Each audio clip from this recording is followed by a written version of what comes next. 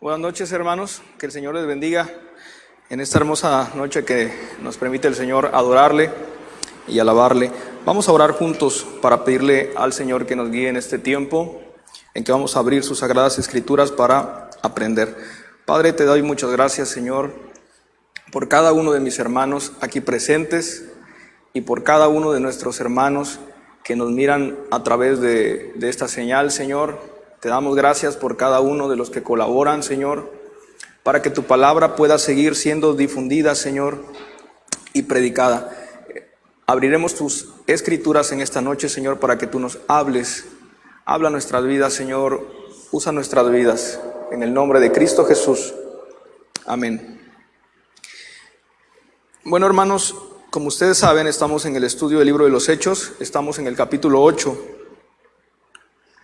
Estamos en el capítulo 8 y en esta noche vamos a analizar los versos 26 al 40. Y el título que he usado para este pasaje que estudiaremos es el mismo título que la palabra de Dios en la Reina Valera, versión 1960 de Reina Valera, lo titula, y es Felipe y el eunuco etíope. De esta porción de la palabra vamos a ver que se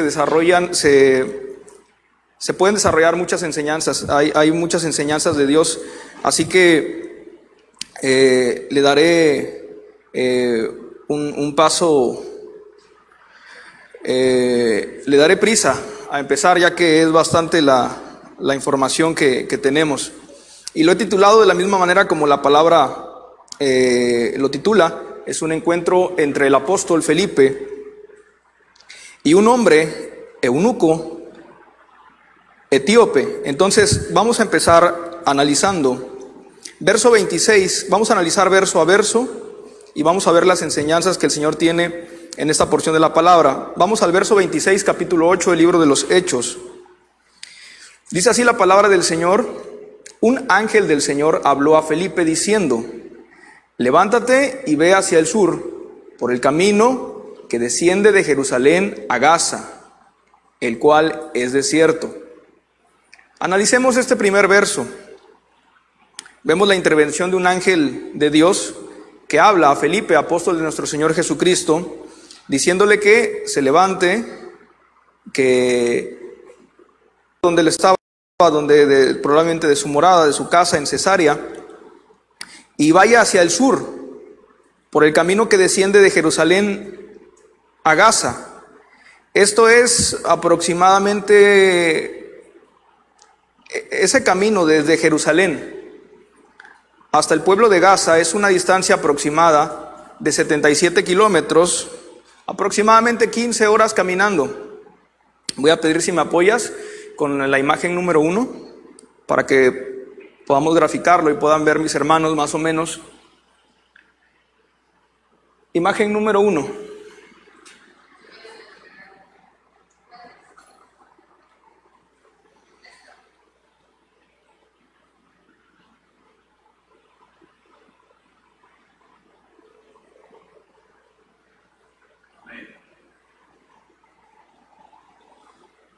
La que habías puesto antes, que se marca el... ¿Antes?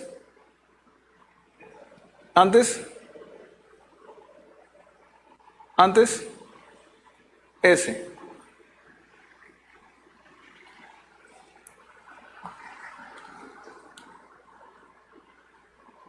Verso 27. Entonces él se levantó y fue, y sucedió que un etíope eunuco, funcionario de Candace, reina de los etíopes, el cual estaba sobre todos sus tesoros y había venido a Jerusalén para adorar.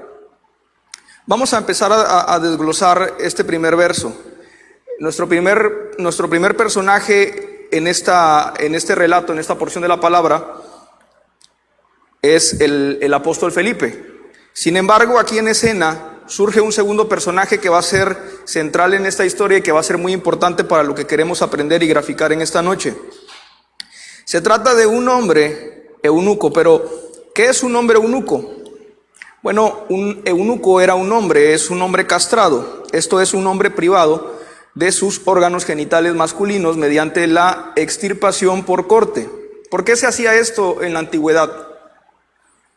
Son famosas las costumbres institucionalizadas de convertir hombres en eunucos que en etapas de su historia se practicaban en los imperios babilonio, chino, persa, bizantino, árabe y turco.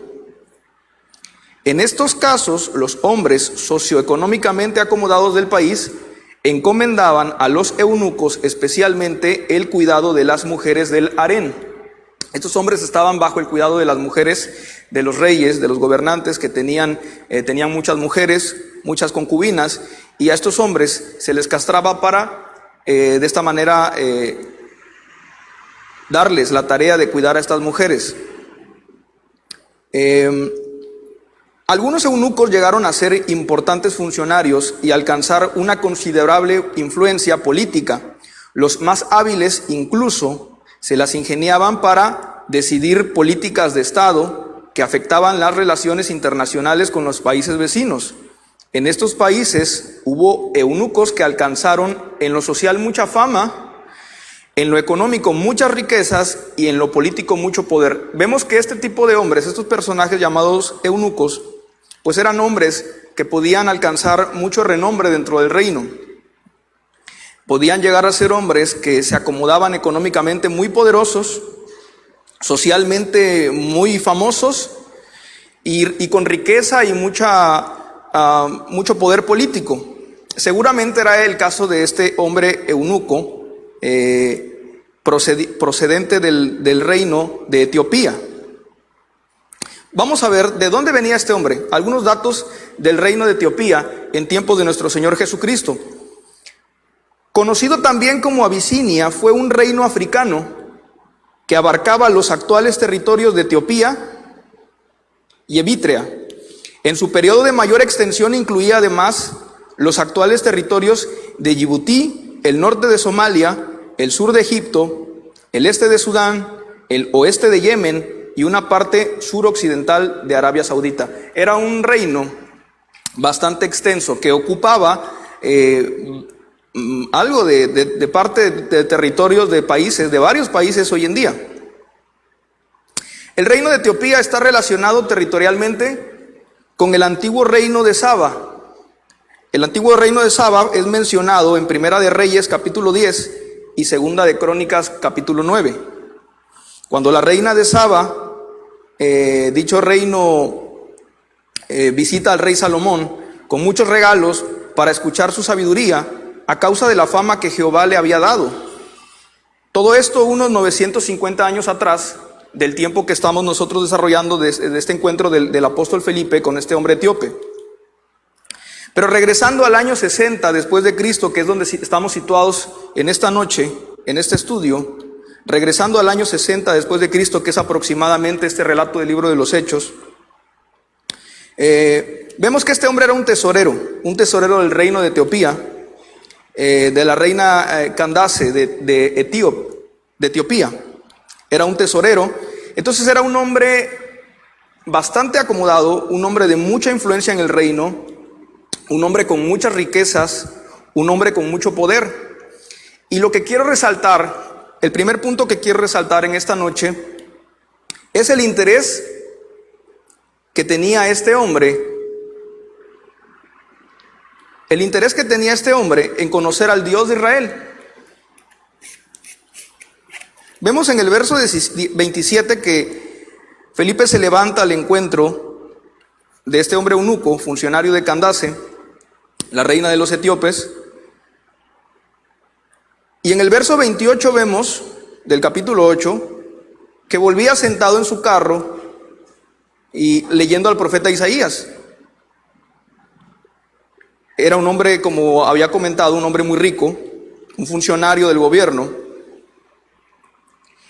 Y el viaje que emprendió este hombre para ir a adorar a Jerusalén, del reino de Etiopía, es un viaje aproximadamente de 4.500 kilómetros. Y ahora sí, por favor, ponme la imagen de hace rato.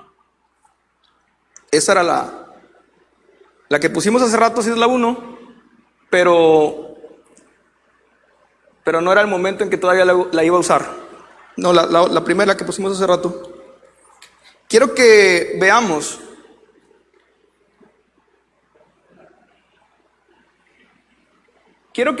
más o menos la distancia. El punto de aquí abajo, el punto del sur, ese es el reino de Etiopía en el año 60 de Cristo, más o menos, 60 después de Cristo. Jerusalén se encuentra en el punto de hasta allá arriba. Aquí en el mapa está un poco alejado, pero para que se hagan una idea de la distancia, y mantenemos por favor esa imagen, es una distancia más o menos de 4.500 kilómetros desde Etiopía hasta Jerusalén. Esto para hacernos una idea del recorrido, el tiempo y la distancia, según el libro de los Hechos, es la siguiente. Este funcionario dice la palabra que viajaba en un carro o un carruaje. Un carruaje en óptimas condiciones de camino puede desplazarse a un promedio de 8 a 10 kilómetros por hora. Esto, repito, a través de un camino en las mejores condiciones. Poniendo como ejemplo que este eunuco y sus sirvientes viajaran un promedio de 8 horas al día, suponiendo también que al caer la noche o la tarde descansaran para evitar los peligros de los caminos por la noche en la época, nos deja un viaje, haciendo cálculos aproximados, más o menos de 2 meses, solo de ida. Esto es un viaje de 4 meses de ida y vuelta, solo para ir a adorar al Dios de Jerusalén. Quiero resaltar esos puntos porque se trata de lo que en la época para los judíos se le conocía como un hombre gentil, un hombre que no era del pueblo de Dios. Sin embargo, este era un hombre, podemos ver a la luz de la palabra, si empezamos a escudriñar lo que la palabra dice, si empezamos a ver este tipo de datos, de distancia, de ubicación, de tiempo, de muchas cosas. Algo que quiero que podemos aprender esta noche de este hombre es el interés que él tenía en conocer al Dios de Israel, el interés que él tenía en alabarlo. A veces a nosotros nos cuesta venir el día miércoles, ¿verdad? Honestamente, a veces nos cuesta. Sin embargo, este hombre estaba haciendo un viaje de 4 meses tan solo para ir a adorar a Dios a Jerusalén. Y no era un hombre del pueblo de Dios, sino que era un gentil. Vemos que como se le llamaba en la época, a alguien que no pertenecía a la descendencia de Abraham, la descendencia de Israel, de Jacob, pues se le llamaba un gentil. Y este hombre emprendió un viaje de 4 meses ida y vuelta tan solo para ir a adorar a Dios hasta Jerusalén. Sin duda este era un hombre temeroso de Dios, del Dios de Israel, muy interesado en conocerle. Entre sus posesiones, vamos a ver en versos más adelante que en el verso 28, como decía, tenía un rollo del profeta Isaías. Vamos a ver qué era un rollo, un pergamino de la época. Vamos a poner una imagen de los pergaminos, por favor. Gracias, David. Bueno, eso era más o menos un rollo o un pergamino de la época. Estaban hechos de pieles de animales, estaban hechos de la piel del cordero, de corderos que eran pequeños, de la parte del vientre normalmente, y eran costosos hacerlos. Vemos la otra imagen del pergamino, por favor. Este es un pergamino que está en el Museo de Jerusalén, del libro de Isaías. Este es un rollo de Isaías que está, obviamente ya está en condiciones deterioradas porque es una reliquia. Más o menos un rollo como este es el que tenía este hombre.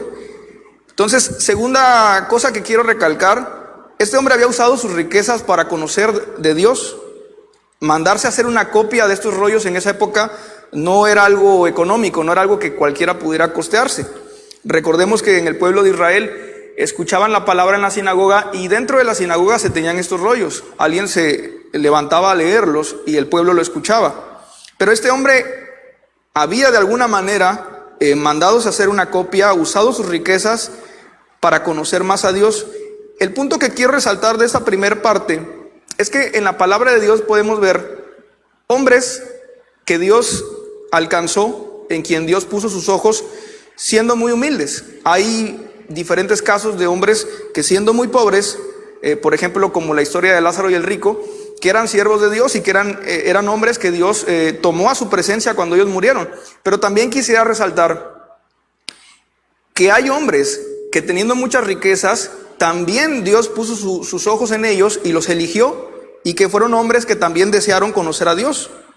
¿Por qué quiero resaltar esto? Hemos estado viendo algunos temas de una vida equilibrada y algunos mensajes que también he podido ver del pastor Chuy Olivares, y algunos mensajes que nuestro hermano Misael ha dado muy acertadamente, nos llevan a esto, a vivir una vida equilibrada. ¿Qué es lo que quiero resaltar? ¿A qué es lo que me refiero con equilibrio en esta noche? El problema no son las riquezas o la falta de ellas. El asunto importante es el corazón del ser humano. Puede haber un corazón de alguien muy humilde económicamente y que busca al Señor, como puede haber un corazón de alguien humilde económicamente que no quiera saber nada de Dios. Lo mismo con una persona de muchas riquezas. Puede haber una persona que tiene muchas riquezas y que no desea el arrepentimiento, no quiere nada con el mensaje de Dios, y otra que aún siendo rica, ese mensaje le llega y desea arrepentirse. Entonces, las riquezas no son el punto central, no es malo ni bueno la ausencia o el tenerlas, sino quiero hacer énfasis en el corazón del ser humano. Eso es lo primero que podemos ver aquí de este hombre. En este caso se trata de un hombre rico, pero era un hombre que deseaba conocer a Dios. Regresemos a la definición de un manuscrito en esa época. Un rollo es, en términos de manuscritos antiguos, una larga lámina. Ya más o menos expliqué de qué se trata, pero permítame leerle la definición tal cual del diccionario.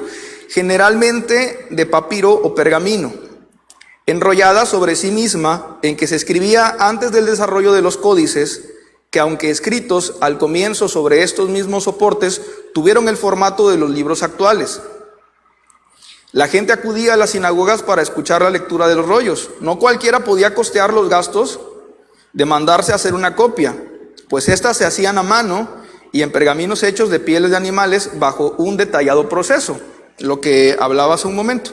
Este eunuco había puesto parte de sus riquezas como una inversión para conocer más a Dios, para estudiar acerca de Él. Sin embargo, algo no tenía este hombre, y es lo que vamos a ver. Algo no tenía a pesar de su búsqueda de Dios.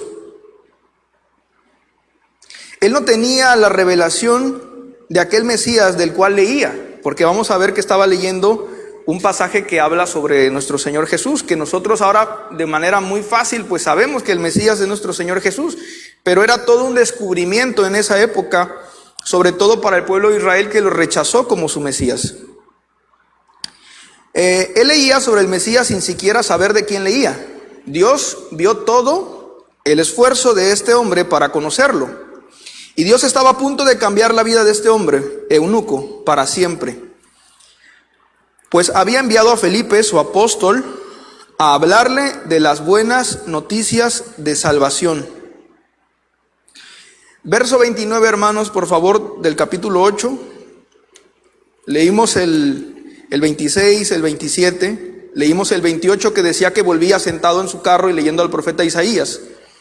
Y nos hemos situado hasta este momento y hemos explicado que un ángel le habla a Felipe y lo envía en el camino del desierto. Se encuentra con este hombre eunuco etíope que venía en su carro o en su carruaje leyendo un rollo del profeta Isaías. Vamos al verso 29. Y el Espíritu le dijo a Felipe, segunda intervención de Dios en este relato. Resalto que en el 26, ¿qué sucede? Un ángel del Señor habló a Felipe. Los ángeles pues son enviados por el Señor, son siervos de Dios. Y en el verso 29 vemos que nuevamente el Espíritu Santo, Dios, hace que Felipe se mueva, que corra hacia ese carruaje. Entonces quiero resaltar la intervención de Dios, cómo Dios planeó todo este encuentro y planeó específicamente enviar a uno de sus apóstoles para que este hombre pudiera conocer el mensaje de salvación y lo pudiera comprender. Qué valioso es para Dios tan solo el alma de una sola persona, que hace todo este plan en el que hace a Felipe viajar tantos kilómetros para encontrarse con este hombre. El amor de nuestro Dios es un amor muy grande y muy preciadas son para él cada alma y cada vida. Entonces, el Espíritu le dijo a Felipe: acércate y júntate a este carro. Verso 29.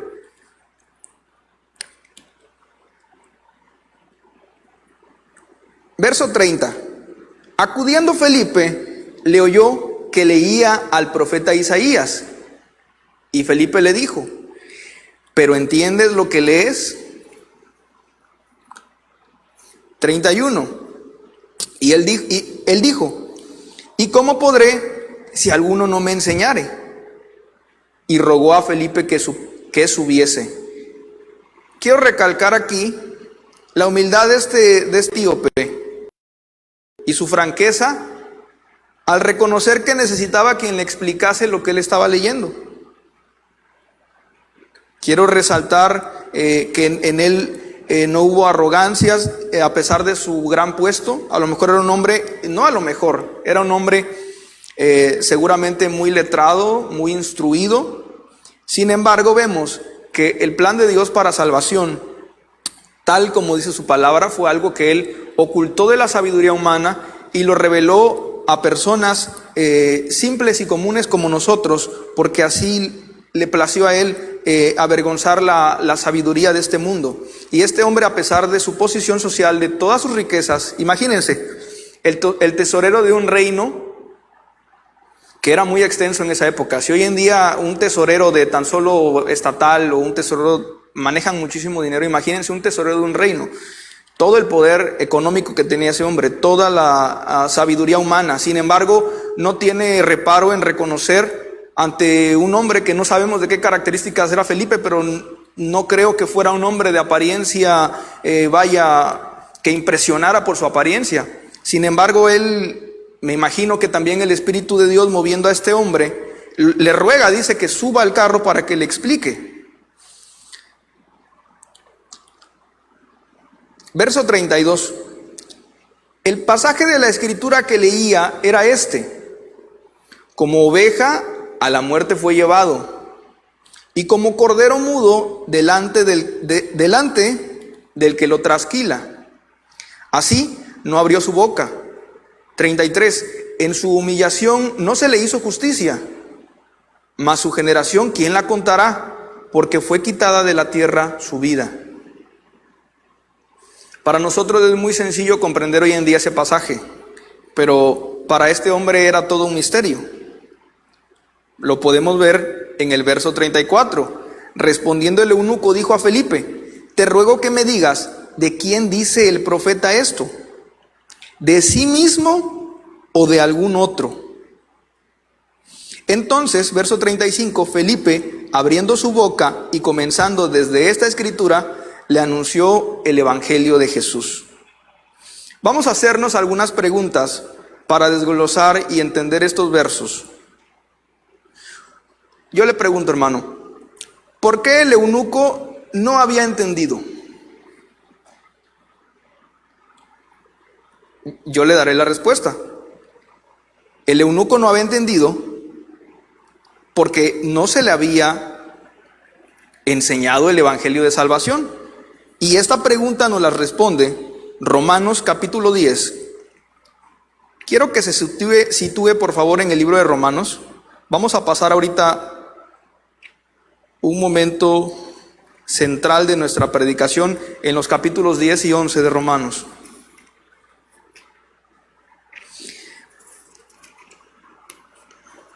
Voy a estar yo usando estos pasajes de Romanos en la Nueva Traducción Viviente, para que usted pueda comprenderlos mejor. Van a estar apareciendo en la pantalla.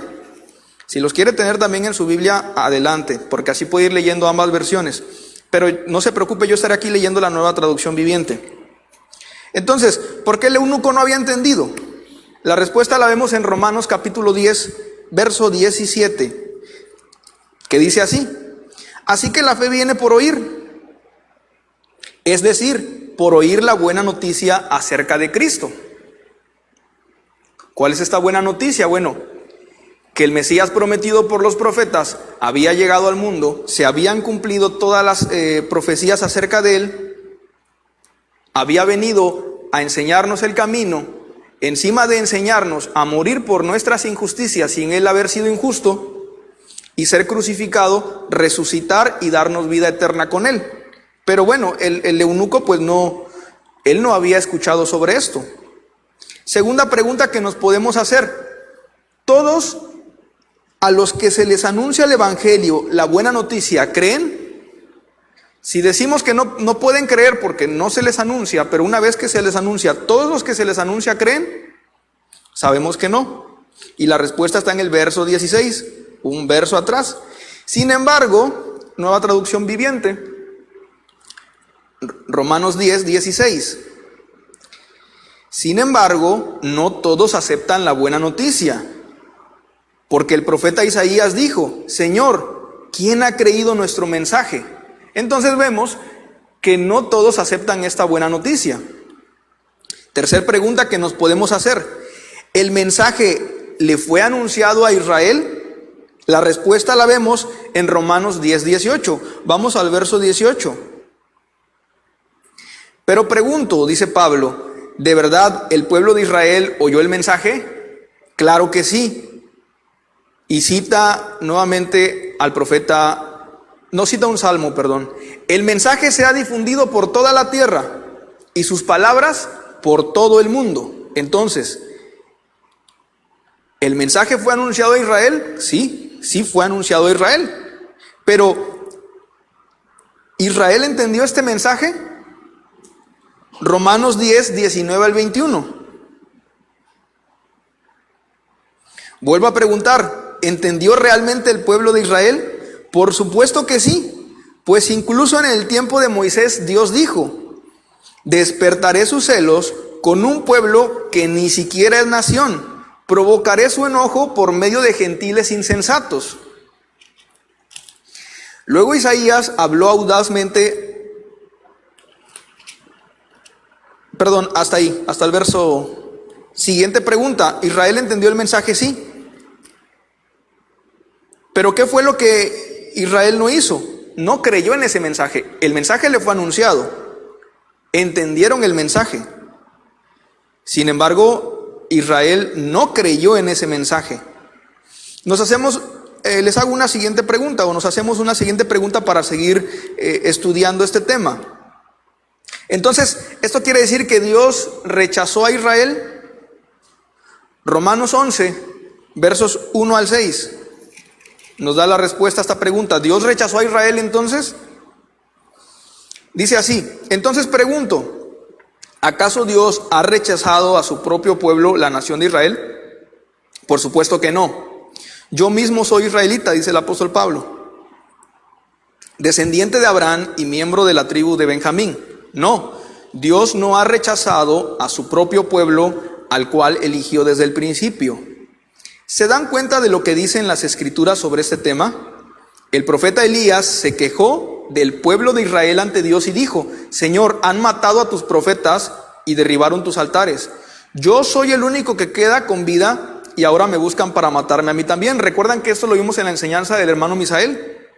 Creía el profeta Elías que él era el único profeta que quedaba, pero Dios le responde, y lo vemos aquí en el verso 3. Gracias, hermana. Señor, han matado a todos tus profetas y derribaron tus altares. Yo soy el único que queda con vida y ahora me buscan para matarme a mí también. Verso 4. ¿Y recuerdan la respuesta de Dios? Pregunta el apóstol. Él dijo: no, tengo a 7,000 más que nunca se han inclinado ante Baal.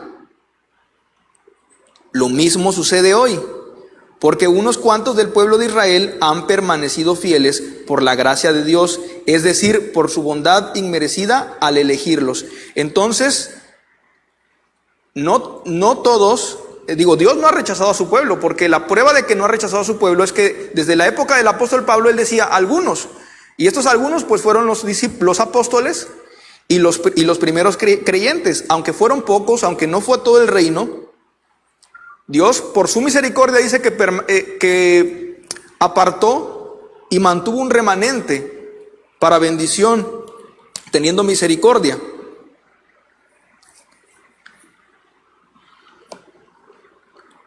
Versos 7 y 8. haciendo un resumen de lo que hemos visto hasta ahora, estas preguntas. Lo resume muy bien el verso 7 y 8 de Romanos 11. Así que la situación es la siguiente. La mayoría del pueblo de Israel no ha encontrado el favor de Dios que tanto busca. Unos cuantos sí lo han encontrado, los que Dios ha elegido, pero el corazón de los demás fue endurecido, como dicen las Escrituras. Dios los hizo caer en un sueño profundo hasta el día de hoy. Les ha cerrado los ojos para que no vean y les ha tapado los oídos para que no oigan. Vamos al verso 11. ¿Acaso el pueblo de Dios tropezó y cayó sin posibilidad de recuperarse? De ninguna manera. El pueblo fue desobediente, por eso Dios puso la salvación al alcance de los gentiles. Sin embargo, Él quería que su propio pueblo sintiera celos y la reclamara para sí. Ahora bien, si los gentiles fueron enriquecidos porque los israelitas rechazaron la oferta de salvación de Dios, imagínense cuánto más grande será la bendición para el mundo cuando ellos por fin la acepten.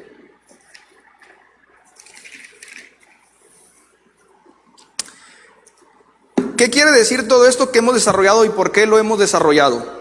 Estamos desarrollando el plan de salvación de Dios. Era parte de lo que Felipe seguramente le explicó a este hombre a lo largo de este viaje. No sabemos cuántas horas a lo mejor estará hablando con él. Recordemos que el término gentil es el término para referirnos a las personas que originalmente no eran parte del pueblo de Dios. Hoy nosotros entendemos por la palabra que somos de estos gentiles de los que se habla en la Escritura. Qué grande es la riqueza, la sabiduría y el conocimiento de Dios. Es realmente imposible para nosotros entender sus decisiones y sus caminos, dice Romanos 11:33. La grandeza de este plan de permitir que por la desobediencia de su pueblo Él los cegara para que no pudieran entender en su mayoría, para que los que no éramos parte de ese pueblo pudiéramos entrar, es parte de esta sabiduría y estas riquezas que dice Romanos 11:33. Qué grande es la riqueza, la sabiduría y el conocimiento de Dios. Es realmente imposible para nosotros entender sus decisiones y sus caminos. ¿Quién hubiera entendido antes de que todo esto se cumpliera que Dios iba a elaborar todo este plan para poder bendecir al mundo entero y para que esta salvación ya no fuera solamente una salvación para un pequeño pueblo escogido, sino que Dios de esta manera extiende su misericordia para todas las naciones? Entonces, ¿por qué el apóstol Pablo hablaba de todo esto? ¿Por qué he desarrollado también en esta enseñanza todo esto? ¿Y por qué el apóstol Pablo hablaba de esto? Vamos al verso 13 y 15 de Romanos 11.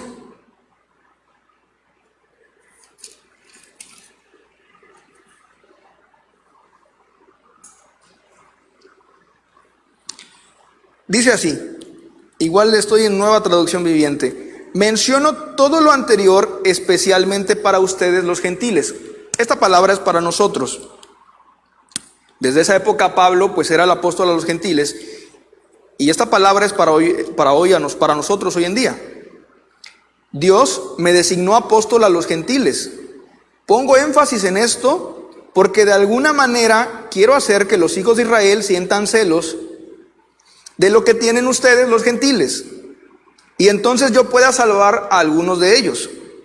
Pues si el rechazo de ellos hizo que Dios ofreciera la salvación al resto del mundo, la aceptación de ellos será algo aún más maravilloso. Será vida para los que estaban muertos. Y dado que Abraham y los otros patriarcas fueron santos, sus descendientes también serán santos. Del mismo modo que toda la masa de pan es santa, porque la porción que se da como ofrenda es santa. Entonces, el apóstol Pablo explica la importancia, lo que explicaba yo hace un momento. ¿Cuán más grande va a ser aún cuando el pueblo de Israel, porque lo vamos a ver en unos versos más adelante, entienda en su totalidad esa buena noticia que nosotros ahora por misericordia de Dios hemos entendido. Recordemos que evangelio significa buena noticia, buenas de salvación. Lo importante y en lo que quiero que hagamos énfasis nosotros en este pasaje es la advertencia a nosotros los gentiles. Los gentiles, ¿quiénes son los gentiles? Bueno, ya lo explicamos con palabras que todos entendemos en base a la historia, pero vamos a ver cómo nos contesta la palabra de Dios, nos contesta quiénes son los gentiles en Romanos 10:20. Usando las Sagradas Escrituras, la definición para gentil son los que menciona aquí el verso 20. Me encontraron personas que no me buscaban. Me mostraré a los que no preguntaban por mí. Esos somos nosotros. Realmente no teníamos ningún conocimiento de Dios. No nos estábamos preguntando acerca de Dios. Y tampoco estábamos buscando a Dios. Y Dios en su misericordia quiso revelarnos lo maravilloso de este plan. Por eso, la advertencia es que no debemos jactarnos. ¿Qué es jactarse? Hablar o presumir de una persona de que tiene cierta cualidad aunque no la tenga. No tenemos ninguna cualidad por el hecho de haber entendido y de haber recibido este mensaje de salvación. Vamos al verso 19 al 21 del capítulo 11.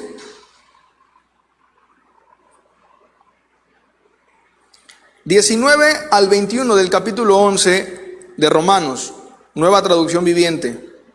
Tal vez digas, bueno, esas ramas fueron arrancadas para darme lugar a mí. Es cierto, pero recuerda, esas ramas fueron arrancadas porque no creyeron en Cristo. Y tú estás allí porque sí crees. Así que no te consideres tan importante, más bien teme lo que podría suceder. Pues si Dios no perdonó a las ramas originales, tampoco te perdonará a ti. Fíjate en que Dios, hasta ahí, tampoco te perdonará a ti. Qué gran advertencia, ¿verdad? Es una gran advertencia para nosotros en no jactarnos de nada, porque jactarse es presumir de algo que no se tiene. Y no tenemos ninguna cualidad por haber entendido y por haber recibido y por haber entendido este mensaje que hasta el día de hoy el pueblo de Israel, digamos que en su mayoría, no entiende y siguen siendo enemigos de Dios. Surgen las siguientes preguntas que podemos hacernos para entender qué es a profundidad lo que nos quiere enseñar este pasaje. Primera pregunta, hago dos preguntas. ¿Qué es lo que Dios no perdonará? Y la segunda pregunta, ¿Dios es bondadoso o es severo? ¿Qué es lo que Dios no perdonará? Lo acabamos de leer.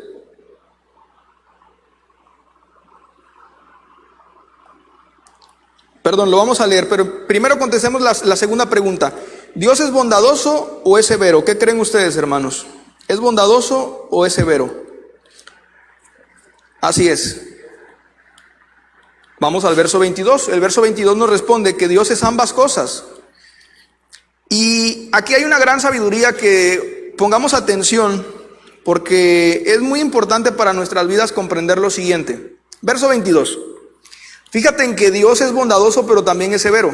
Entonces es ambas cosas, Dios es bondadoso y severo. Pero aquí viene lo importante a desglosar. Es severo con los que desobedecen, pero será bondadoso contigo si sigues confiando en su bondad. En cambio, si dejas de confiar, tú también serás arrancado por completo. Y si el pueblo de Israel abandona su incredulidad, volverá a ser injertado. Esto es para ponerle mucha atención. ¿Qué es lo que Dios no perdonará entonces? La primera pregunta que había hecho, ¿qué es lo que Dios no perdonará? Que dejemos de confiar en su bondad. Debemos confiar en su bondad todo el tiempo. Hago énfasis en esto porque sé que una situación con la que todo creyente hemos luchado alguna vez es con pensar si a veces Dios fue injusto o si Dios es muy severo, y a todos nos ha pasado. Yo creo que a todos los que servimos, predicamos o estemos en algún tipo de servicio o simplemente nos congreguemos, creo que todos alguna vez hemos tenido este tipo de debate, este tipo de lucha interna en la mente y el corazón.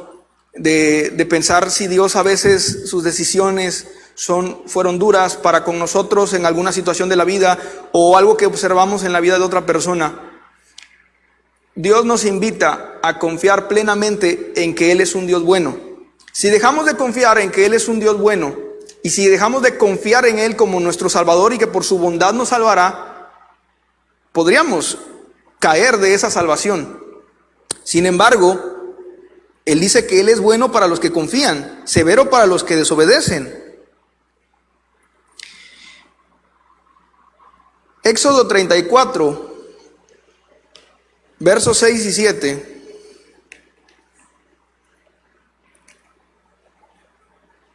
Dice lo siguiente: Dios se revela a su siervo Moisés,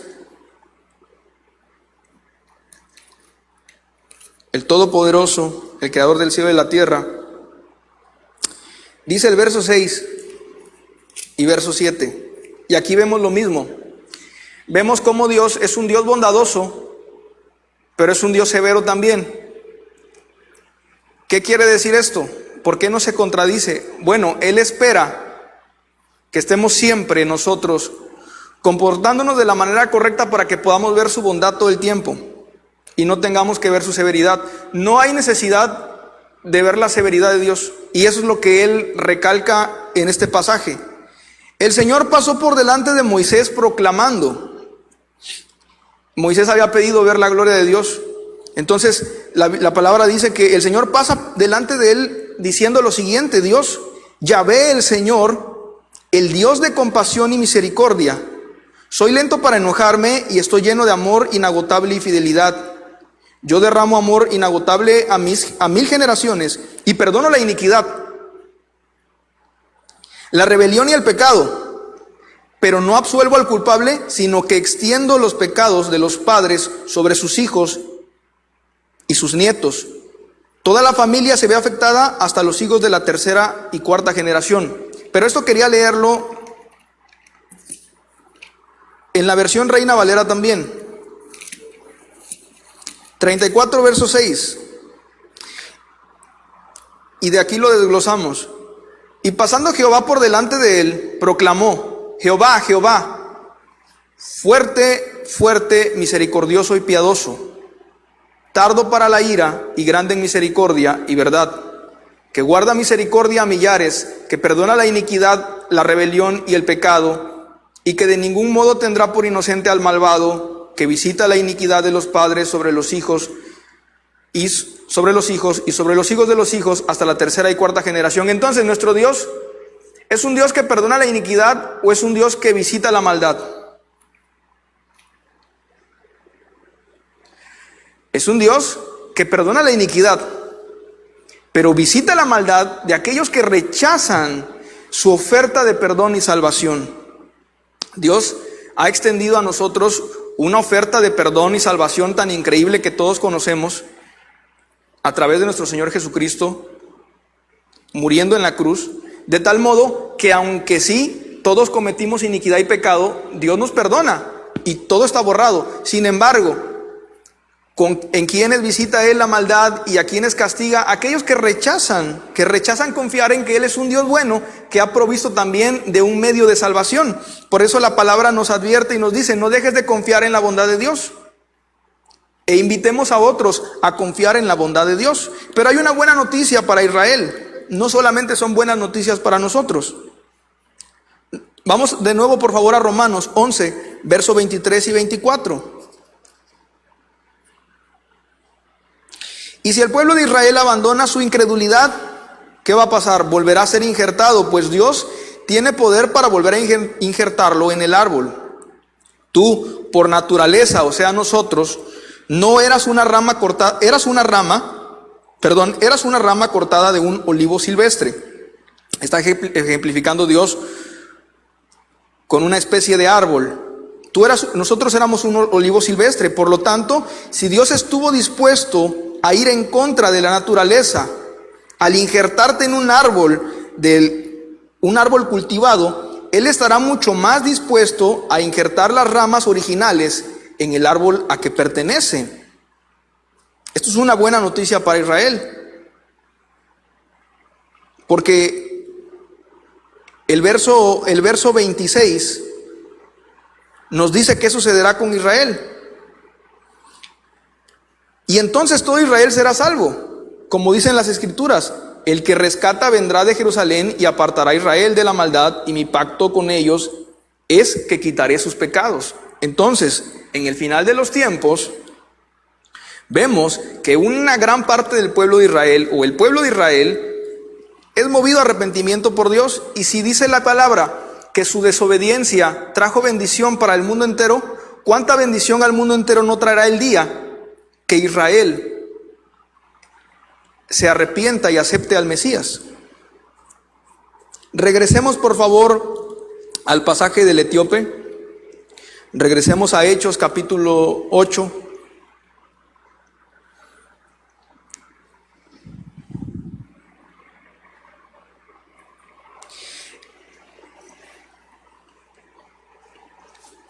Yo voy a ir mientras a Isaías capítulo 53, que es el pasaje que este hombre eunuco etíope se encontraba leyendo. Quiero ir al verso 52, al capítulo 52, versos 13 y 14. Este pasaje, escrito aproximadamente unos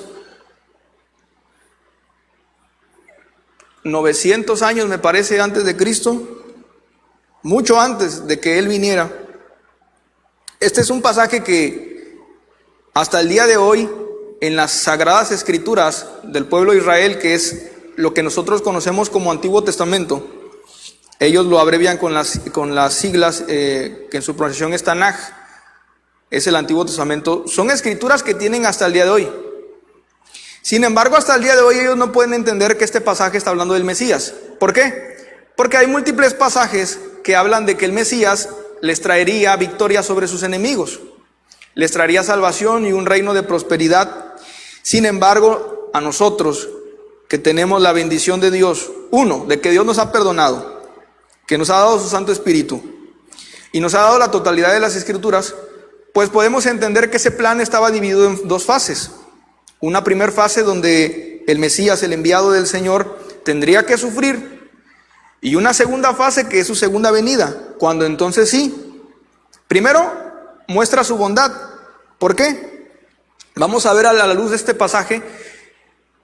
Dios es bondadoso, pero es severo, ¿verdad? ¿Pero qué muestra primero?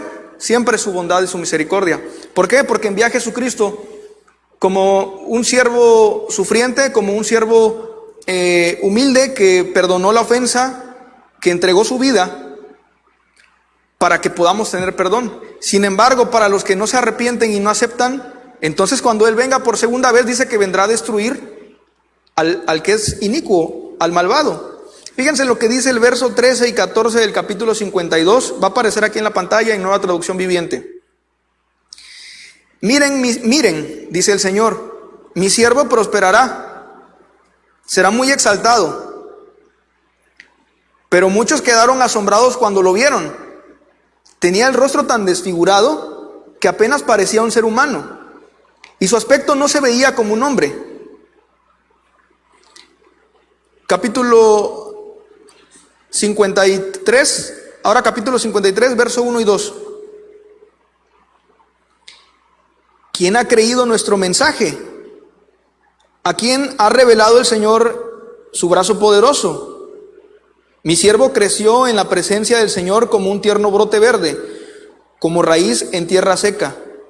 No había nada hermoso ni majestuoso en su aspecto, nada que nos atrajera hacia Él.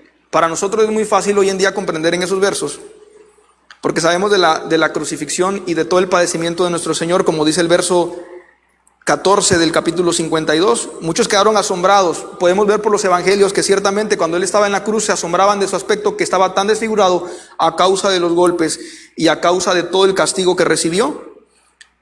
Como el profeta, el Espíritu Santo lo revela a través del profeta. Cómo Dios esta sabiduría no la revela aún aparte de su pueblo, que los tiene cegados, para que nosotros pudiéramos creer, cuán valioso no debe ser para nosotros la fe que tenemos y nunca dejar de confiar en Dios. Verso 3 del capítulo 53. Fue despreciado y rechazado, hombre de dolores, conocedor del dolor más profundo. Nosotros le dimos la espalda y desviamos la mirada. Fue despreciado y no nos importó. Sigue describiendo muchas características y muchas cosas por las que tuvo que pasar nuestro Señor. Sin embargo, hasta el día de hoy, aunque está en las escrituras de ellos no lo pueden entender qué se refiere y rechazan a Jesús. Verso 4. Sin embargo, fueron nuestras debilidades las que Él cargó. Fueron nuestros dolores los que lo agobiaron. Y pensamos que sus dificultades eran un castigo de Dios. Un castigo por sus propios pecados. Bueno, ahí se cumple una palabra, porque en Deuteronomio decía que cualquiera que fuera condenado a ser crucificado, a morir en un madero, era maldito. Entonces, por eso, aquí la palabra dice que cuando le veían, o cuando él estaba crucificado, creían que era por causa de sus propios pecados, cuando realmente él estaba ahí pagando, como dice Gálatas, capítulo 3, versos 13 y 14. Gálatas 3, 13 y 14. En Nueva Traducción Viviente, 3, 13 y 14. Cristo nos redimió de la maldición de la ley, hecho por nosotros maldición. O sea, Él se hizo maldición por nosotros. Porque está escrito, maldito todo el que es colgado en un madero. Por eso este verso 4 del capítulo 53 dice, y pensamos que sus dificultades, el hecho de que Él estuviera crucificado, era un castigo por sus propios pecados, pero era por el castigo de nuestros pecados. Verso 5 del capítulo 53 de Isaías, en Nueva Traducción Viviente. Pero Él fue traspasado por nuestras rebeliones y aplastado por nuestros pecados, fue golpeado para que nosotros estuviéramos en paz, fue azotado para que pudiéramos ser sanados. Todos nosotros nos hemos extraviado como ovejas, hemos dejado el camino de Dios para seguir los nuestros. Sin embargo, el Señor puso sobre Él los pecados de todos nosotros. Y sigue describiendo los padecimientos de nuestro Señor Jesucristo. El mensaje de esta buena noticia es que a pesar de todo lo que Él sufrió, el Señor no tiene ningún reproche a nosotros, sino que nos ofrece el perdón y salvación. Si tú estás viendo este video y nunca has escuchado este mensaje o no has querido creer en este mensaje, te invitamos a que confíes en Jesús para el perdón de tus pecados y para la redención de tu alma. Vamos a terminar con los últimos versos de Romanos, de este relato que desglosa muchas enseñanzas y sin duda, haciendo usted todavía un estudio más profundo, una lectura de muchos más pasajes, puede aún extraer mucha más riqueza de este pasaje. Al escuchar todo el evangelio de salvación, este hombre era un hombre que ya estaba interesado por conocer acerca de Dios. Entonces Dios le envía a Felipe para que le revele que todo esto se había cumplido en la persona de nuestro Señor Jesucristo.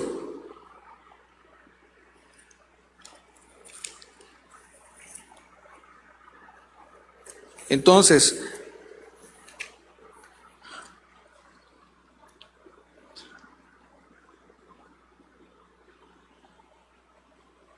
verso 36. Bueno, vamos a leer desde el 35 nuevamente. Entonces Felipe, abriendo su boca y comenzando desde esta escritura, le anunció el evangelio de Jesús. Evangelio que también he presentado aquí ante ustedes una parte de él, estamos en Hechos capítulo 8, verso 36, en Reina Valera. Gracias. Que he simplemente sacado un extracto digamos, extraído la esencia, porque el Evangelio de nuestro Señor es algo tan maravilloso que pues no se puede encasillar en tan limitadas palabras. Pero de esta manera Felipe le anunció todo el mensaje del Evangelio. Verso 36. Y yendo por el camino, llegaron a cierta agua, y dijo el eunuco: aquí hay agua, ¿qué impide que yo sea bautizado? Sabemos que la ordenanza de nuestro Señor fue en Mateo 28, id y hacer discípulos, dice, a todas las naciones, enseñándoles todas las cosas que yo os he mandado. Pero otra mandato que el Señor dio es de bautizarlos, dice, bautizarlos para como una especie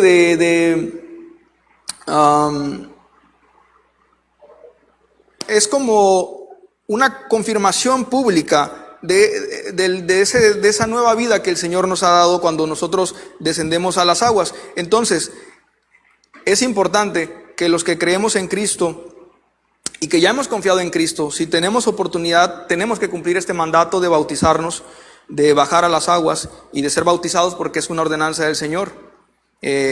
Hay citas incluso que hablan y relacionan el bautismo incluso con la salvación. La palabra de Dios nos deja muy claro que la salvación es exclusivamente de creer en nuestro Señor Jesucristo, pero sí une el bautismo para aquel que tiene oportunidad de hacerlo como algo muy importante que debe hacer. Vemos que, por ejemplo, el malhechor de la cruz, el ladrón que estaba a un lado de nuestro Señor Jesús, pues él no tuvo tiempo de bautizarse, simplemente creyó, pero la vida no le permitió esa oportunidad. Pero si la vida nos permite la oportunidad de bautizarnos, es algo que tenemos que hacer. Entonces, verso 37, Felipe dijo: si crees de todo corazón, bien puedes. Lo que les decía hace un momento, el punto importante de la conversión y del bautismo es haber creído con todo el corazón.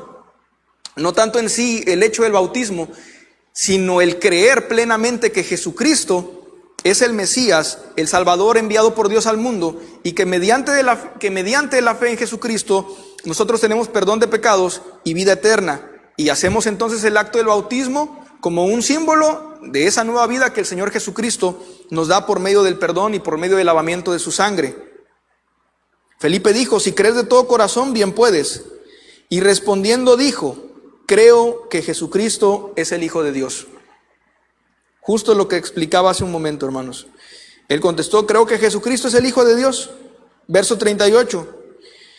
Y mandó parar el carro, y descendieron ambos al agua, Felipe y el eunuco, y le bautizó.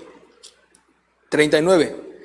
Cuando subieron del agua, el Espíritu del Señor arrebató a Felipe, y el eunuco no le vio más, y siguió gozoso su camino. Qué increíble, ¿no? Otro hecho asombroso, como muchos de los que hemos visto en el libro de los Hechos.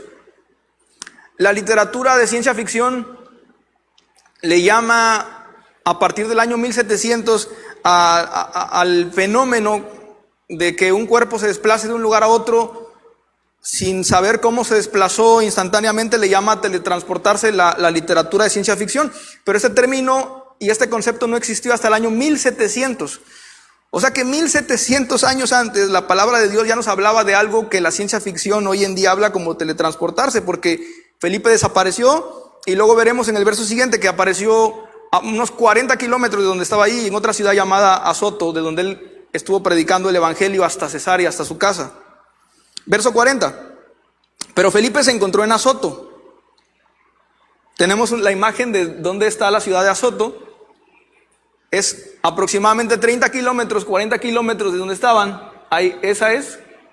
Pueblo situado al norte, unos 35 kilómetros de Gaza, o sea, 35, 40 kilómetros de donde estaba este suceso con el eunuco, que era el camino hacia Gaza, en la costa del Mediterráneo, llamado Asdod en el Antiguo Testamento, Azoto en tiempos de Jesús.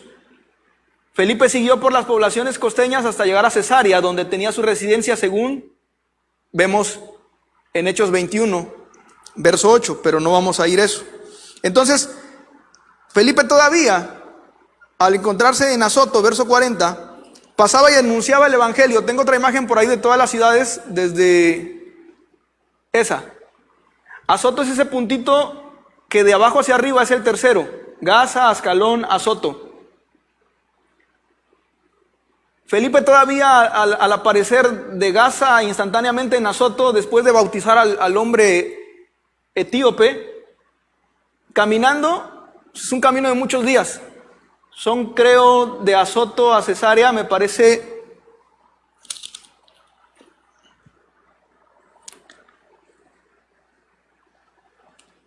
de Azoto a Cesarea son 90 kilómetros, son muchos días a pie. Predicó por Jamnia y toda la costa, todos los pueblos que se encontró y regiones hasta llegar a Cesarea, 90 kilómetros todavía, mucho. Los siervos de Dios, sus apóstoles no perdían el tiempo en ningún momento en seguir anunciando el evangelio y la buena noticia de salvación. Bueno, hermanos, de esta manera pues hemos desglosado brevemente esta historia titulada en la palabra y que he titulado de la misma manera Felipe y el etíope, o el eunuco etíope, que está en los versos 26 hasta el 40 del capítulo 8 del libro de los Hechos. Espero haber sido claro, que podamos haber aprendido algo acerca de la palabra de Dios en esta noche. Vamos a darle gracias al Señor y vamos a orar. Padre, muchas gracias por tu palabra que nos has permitido abrir en esta noche, Señor. Muy brevemente, Señor. Una hora, Señor, no alcanza para desentrañar, Señor, todo tu amor, toda tu misericordia, tus planes tan maravillosos, Señor. Pero yo sé que tu Espíritu Santo, Señor, hace la obra en cada uno de nosotros, de manera que nos revelas todas las cosas, Señor. Y gracias porque tu palabra, Señor, la tenemos para abrirla siempre, Señor. Si en algo, Señor, he carecido, Señor, de capacidad, me da mucha alegría saber que tus hijos siguen teniendo tu palabra en sus manos cada día, Señor, para abrirlas, y al Maestro de Maestros, que es tu Espíritu Santo, Señor, para revelarles toda verdad y estudiarla día a día, Señor. Gracias por esta maravillosa oportunidad, Señor, y gracias, Señor, por los siervos, por mis hermanos que se congregan, por los que nos ven, por nuestro pastor, por los ministros, por toda esta familia, Señor. Gracias, Señor, muchas gracias. Bendícelos a todos donde quiera que se encuentren. Y gracias, Señor, que no se nos olvide, Señor, no jactarnos, sino, Padre, con sencillez y con humildad, Señor, agradecerte y nunca dejar de confiar en tu bondad, Señor, y rogar tu bondad para otros, Señor. Que todos los demás, Señor, que los hombres y las mujeres de esta ciudad, de este estado, de esta nación y del mundo entero, Señor, puedan venir al arrepentimiento y al conocimiento por medio de Cristo Jesús, Señor. Que puedan arrepentirse, Señor, y que sean parte de esta buena noticia, Señor, para que conozcan tu bondad y no tu severidad, Señor. Te damos muchas gracias, Padre, en Cristo Jesús, Señor nuestro. Amén. El Señor les bendiga, hermanos. Le damos gracias al Señor y Dios le bendiga.